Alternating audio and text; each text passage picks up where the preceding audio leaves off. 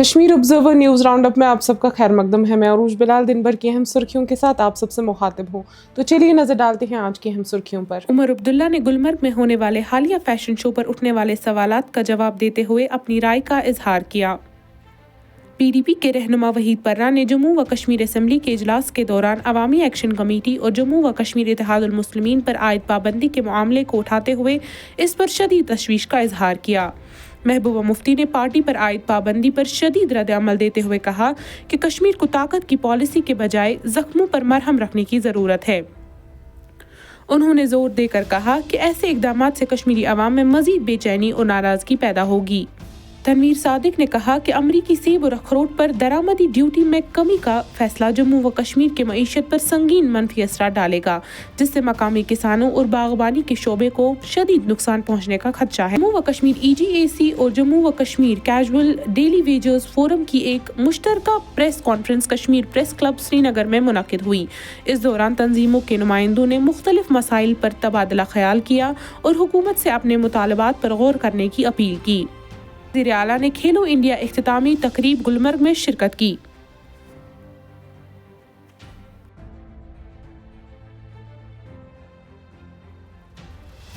है मेरे रिश्तेदार का होटल ना, मैं कब इस चीज़ से इनकार करता हूँ। यहाँ 2 होटल है मेरे रिश्तेदार के, एक नीडोस है, एक हाईलैंड पार्क है। लेकिन ऐसे जो बयान मैंने असेंबली में दिया उससे ज़्यादा मैं कुछ नहीं कहूँगा।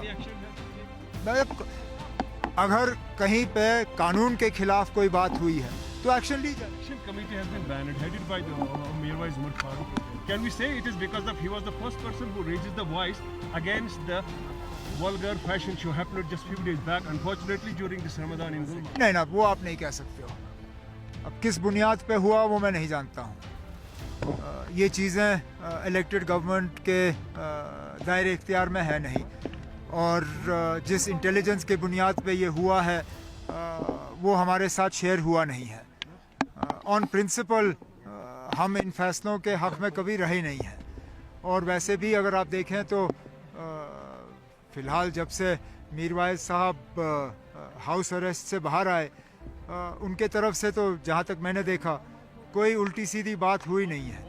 लेकिन मैं फिर ये कहता हूँ कि जिस बुनियाद पे ये हुआ है वो जानकारी हमारे पास है नहीं, लेकिन आगे जाके देख लेंगे क्या करना है। तो ये जो शो हुआ था इसके बारे में सभी क्योंकि है ही अब छोड़ दीजिए ना, अब हो गया।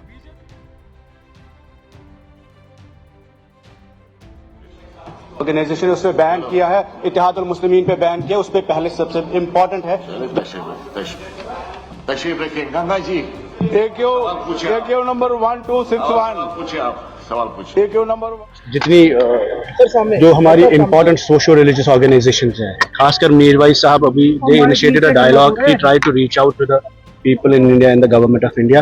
Unfortunately, the response should have been constructive.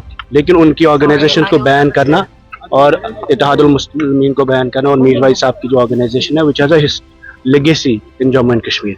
This is not just choking the voices, political voices, but also breaking the socio-religious space in Jammu and Kashmir and creating a rift in Kashmir. I think we condemn it in strongest words, and we want that all parties, irrespective of their ideologies and political lines, should support and stand with Mirwais Sahab. Sir आपने कहा आप क्या house पे भी ये बात उठाएंगे?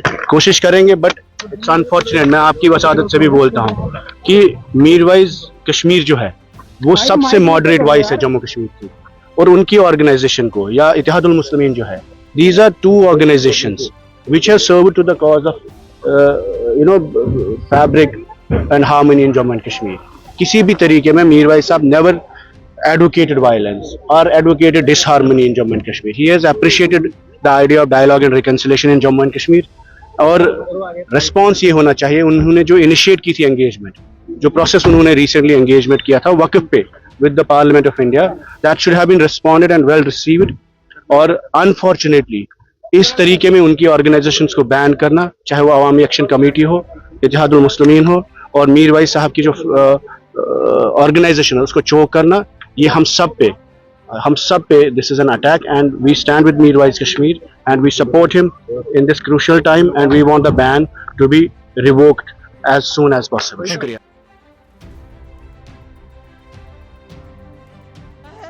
जो हुआ है अवामी एक्शन कमेटी हो या इत्तेहादुल मुस्लिमीन हो, ये अच्छी बात नहीं है। आप सब लोग जानते हैं जो मीरवाइज उमर फारूक साहब हैं, वो खुद विक्टिम हैं। उनके वालिद शहीद मौलवी फारूक साहब, उन्होंने ये पार्टी बनाई हुई है और उन्होंने शहादत भी दी है। और इसी तरह जो मसरूर अंसारी साहब हैं, ये सारी एक सोशो पॉलिटिकल ऑर्गेनाइजेशंस हैं। तो मुझे एक चीज समझ नहीं आती कि एक तरफ से गवर्नमेंट ऑफ इंडिया ये समझती है उमर फारूक साहब की नजाकत को, और जिसकी वजह से उन्होंने उनको Z+ कैटेगरी की सिक्योरिटी दी है एक तरफ से, दूसरी तरफ से उनकी पार्टी को बैन करती है। ये बात मेरी समझ से कोसों दूर है कि आखिर ये जो मस्कुलर पॉलिसी है ये कब तक चलाएंगे। या तो ऐसा है कि ये मौलवी उमर फारूक साहब हो या जो ये दूसरी जमात है इत्तेहादुल मुस्लिमीन अंसारी साहब हो, या तो गवर्नमेंट ऑफ इंडिया इनको ब्लैकमेल कर रही है किसी चीज के लिए कि आप ऐसा करो, आप ऐसा करो। तो अगर वो नहीं करते हैं तो फिर वो एक्शन लेती है, मुझे नहीं मालूम।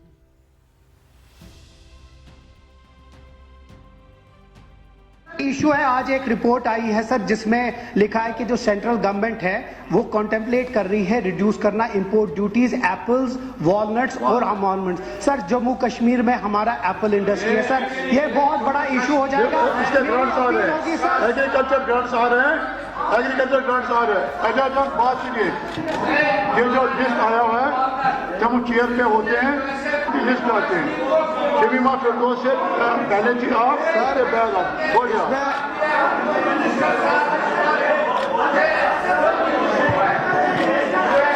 इसके ग्रांट्स आ रहे हैं, इसके ग्रांट्स आ रहे हैं, इसके ग्रांट्स, मेरी बात सुनिए, इसके ये एग्जामिन करेगा,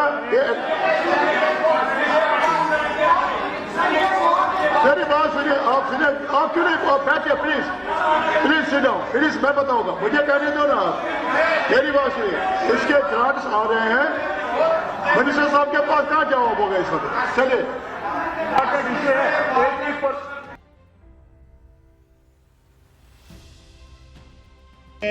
मुख्तलिफ महकमों में काम कर रहे हैं, उन जो 1994 के बाद लगे उनके हवाले से हमारे दो मुतालबे थे। एक मुतालबा यह था कि रिजर्वेशन पॉलिसी लाई जाए, एक तो ये उस हवाले से सरकार ने कमेटी बनाई, हमने तो खैर मकदम किया। हम थोड़ी उसके हवाले से सरकार सड़क पे आ रहे हैं, हम तो खैर मकदम उसका कर रहे हैं कि सरकार के पास SRO 520 इस वक्त नहीं है, SRO 64 इस वक्त नहीं है, कोई रिपोर्ट इनके पास नहीं है। हम चाहते हैं वो कमेटी कम से कम वक्त में रिपोर्ट पेश करे और उसको कैबिनेट अप्रूवल दे। और दूसरी बात, हमारी जो डिमांड थी मिनिमम वेज एक्ट जो पूरे हिंदुस्तान में लागू है, जो 1948 मिनिमम वेज एक्ट है, जिसको पार्लियामेंट ऑफ इंडिया ने पास किया है, जिसको यहाँ की बड़ी पंचायत ने हमें हक दे दिया है मिनिमम वेज एक्ट का कि आप बाजार की कीमतों को देखकर एक मजदूर की आप उजरत तय कर सकते हो। वो तो हमारी दूसरी डिमांड है। उस डिमांड के हवाले से तो वजीर आला साहब ने कुछ नहीं कहा। उस चीज को लेके हम कहते हैं कि आप हमें बेकार ले रहे हो नवाज में। एक आज आम मजदूर यहाँ पे मार्केट में आपको 800 में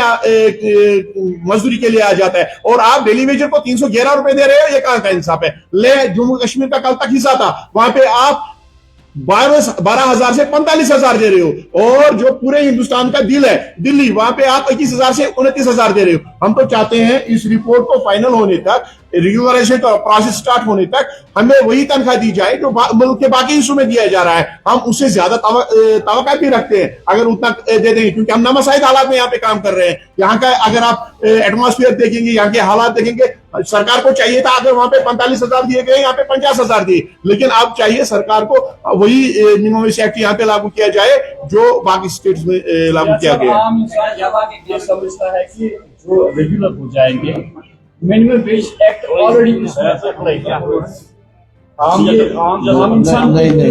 यही तासुर है कि नहीं अभी मिनिमम वेज एक्ट यहाँ से लागू नहीं किया गया, अभी तक यहाँ पे मिनिमम वेज एक्ट लागू नहीं किया गया है।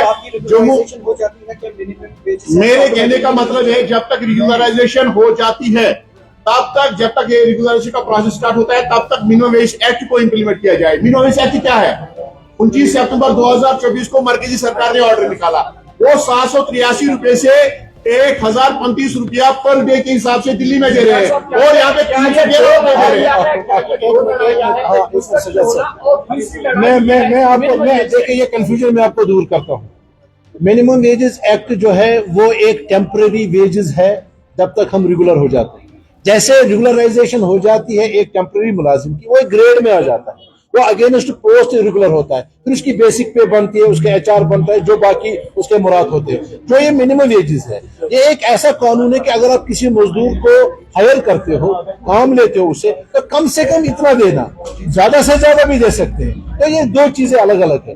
मिनिमम वेजेस एक्ट एक मजदूर के लिए मजदूरी है और रेगुलराइजेशन परमानेंट एब्जॉर्प्शन है अगेंस्ट वैकेंट पोस्ट।